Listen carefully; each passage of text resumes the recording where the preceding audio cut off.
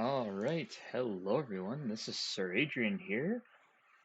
We don't currently have a name decided for this operation, or game rather, that we'll be undertaking now, but as you can see, this is the Global War 1914 setup, but we are not playing Global War 1914. Instead, we are playing Global Empires 1915, which is meant to be sort of a bridge between the World War One version of Global War, so Global War 1914, and Global War 1936, which I have unfortunately not had the pleasure of playing yet and don't know quite well.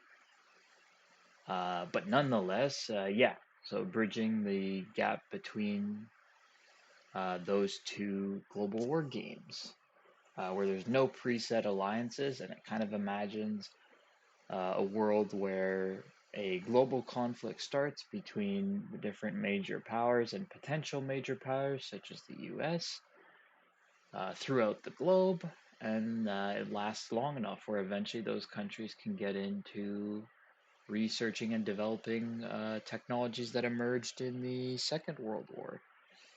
So I'm very excited to start. I've already filmed, as well as the others, their videos where they've picked their uh, secret national victory objective. Each nation has three of them that they can pick, and then you roll. Well, I don't have it open currently, but for random national or secret objectives, rather, which I've done that as well. Excuse me. So very interested to see how this goes. It'll be lots of fun, I'm sure. Definitely expecting a lot of haven't checked the rules, especially for the, as I said, the 1936 stuff, because I'm not super familiar with it. But yeah, definitely quite familiar with a lot of the 1914 stuff. So I'll be playing the German Empire. So this is our opening setup. So we are currently not at war, and our peacetime income is 4 IPPs. So what we're going to do to start is, before we do anything, we roll a d12 for a peacetime uh, increase, or income increase. So we'll do that and see what we get. And that's very unfortunate. That's the worst I could have gotten on a 1. So at the end of this turn, I'll be at total income of 5 IPP, peacetime income.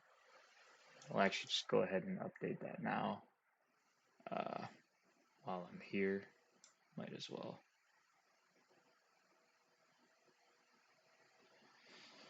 So there we have it.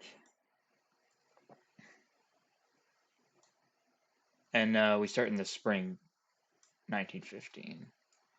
So there is sort of like a prequel to this as well. But anyway, so there's that. In terms of purchases, we are at peace, so we can't really attack anybody. I don't think currently, aside from maybe border clashes. I'll have to double check that, but not planning any attacks anyways. But we will be spending 2 IPPs on 2 diplomatic influence rolls. And we'll save 2 and then collect a total of 5, so we'll have 7 at the end of this turn. So for the influence rolls, I'm going to attempt to bring up Argentina up my track, and then we'll attempt to bring down Brazil to neutral. So I'll see if I can get some dice. There we go. So go ahead and roll that. So first, go for Argentina at a 3 or less, because we're trying to bring it up my track. Nothing. And then we'll try to go for Brazil at a 2 or less.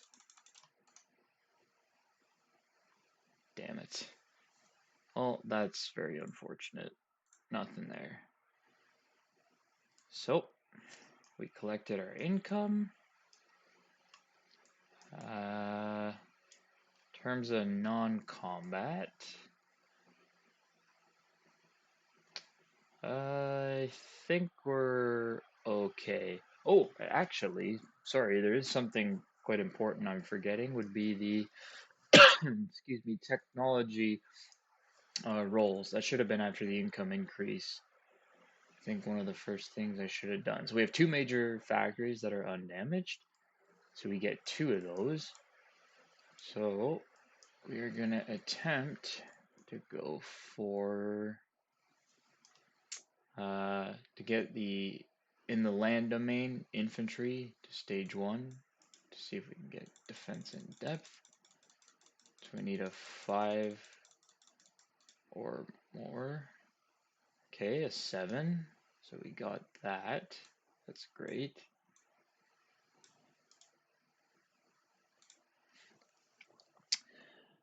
And we will try to go for in the naval domain, naval. Yep, we'll do that. So same thing, 5 or more.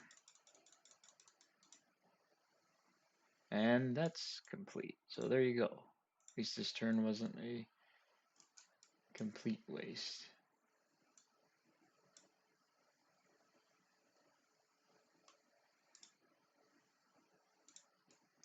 So, depth, and that's at stage 1, naval. So that'll be it for our turn. Already collected all the IPP in that. So we can end the video here, and we will hand things over to the British.